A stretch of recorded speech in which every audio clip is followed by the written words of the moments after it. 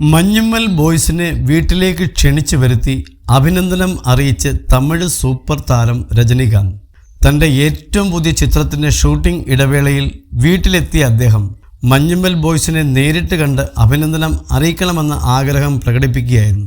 ഒരു മാസം മുമ്പേ തന്നെ രജനികാന്ത് സിനിമ കണ്ട് ഫോണിൽ അദ്ദേഹത്തിൻ്റെ അഭിനന്ദനങ്ങൾ വിളിച്ച് അറിയിച്ചിട്ടുണ്ടായിരുന്നു. സംവിധായകൻ ചിദംബരം, നടന്മാരായ ഗണപതി, ചന്തു സലീംകുമാർ, ദീപക് പറമ്പോൽ തുടങ്ങിയവർ ഉൾപ്പെടുന്ന സംഘമാണ് രജനികാന്തിനെ സന്ദർശിക്കാൻ വീട്ടിലെത്തിയത്.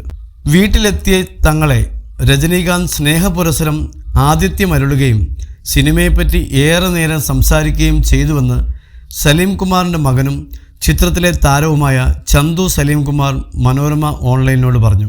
ഒരു കൂട്ടം ചെറുപ്പക്കാരുടെ അതിജീവനത്തിൻ്റെ കഥ സിനിമയാക്കിയതും കൺമണി എന്ന തമിഴ് ഹിറ്റ് പാട്ടിൻ്റെ പ്ലേസ്മെൻറ്റും താരങ്ങളുടെ പ്രകടനവും എല്ലാം എടുത്തു പറഞ്ഞ് അദ്ദേഹം അഭിനന്ദിച്ചുവെന്ന് ചന്തു പറയുന്നു.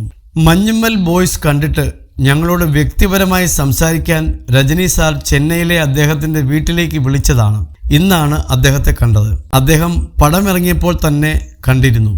അന്ന് തന്നെ ഞങ്ങളെ വിളിച്ച് അഭിനന്ദനം അറിയിച്ചിരുന്നു. ഞങ്ങളെ കണ്ട് സംസാരിക്കണം എന്ന് അദ്ദേഹം വലിയ ആഗ്രഹം പ്രകടിപ്പിച്ചിരുന്നു. പക്ഷേ ഷൂട്ടിങ്ങിൻ്റെ തിരക്കിലായതിനാൽ അദ്ദേഹത്തിന് ഞങ്ങളെ കാണാൻ സൗകര്യം കിട്ടിയില്ല.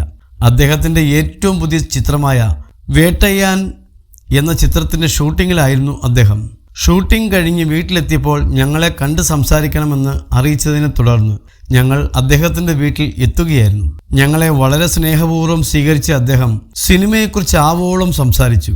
ഞങ്ങളുടെ ടീമിലെ ഞാൻ, ചിദംബരം, ഗണപതി, ദീപക് പറമ്പോൽ, വിഷ്ണു രഘു, അരുൺ കുര്യൻ, അസോസിയേറ്റ് ഡയറക്ടർ ശ്രീരാഗ്, പിന്നെ അനൂപ്, ഇത്രയും പേരാണ് അദ്ദേഹത്തെ കാണാൻ പോയത്. പടം കണ്ടിട്ട് വളരെയധികം ഇഷ്ടപ്പെട്ടു. ഒരു കൂട്ടം ചെറുപ്പക്കാരുടെ അതിജീവന കഥ, അതിൻ്റെ ജീവൻ ഒട്ടും ചോരാതെ തന്നെ സിനിമയാക്കുന്നതിൽ ഞങ്ങൾ വിജയിച്ചുവെന്നും കൺമണി പാട്ട് ചിത്രത്തിൽ ഉൾപ്പെടുത്തിയതും ക്യാമറ വർക്കുമെല്ലാം ഇഷ്ടപ്പെട്ടതും ഞങ്ങളെല്ലാം നന്നായി അഭിനയിച്ചു എന്നുമൊക്കെയാണ് അദ്ദേഹം പറഞ്ഞത്. പടത്തെപ്പറ്റി കുറേ കാര്യങ്ങൾ അദ്ദേഹം സംസാരിച്ചു. അദ്ദേഹം പടം കണ്ടിട്ട് ഒരു മാസമായി.